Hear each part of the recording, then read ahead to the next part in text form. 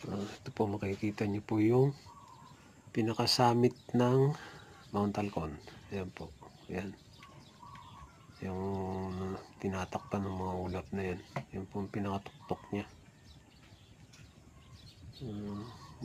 Haba po yan. Yan bali po ang boundary lines po na parang nakapagitan sa Oriental at saka Occidental Mindoro. Yan po.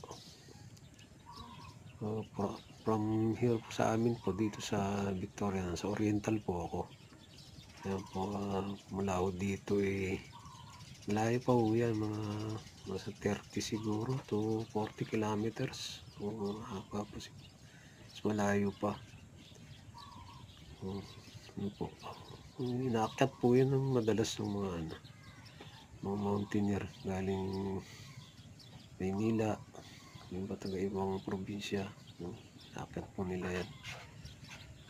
Napaka kung ilang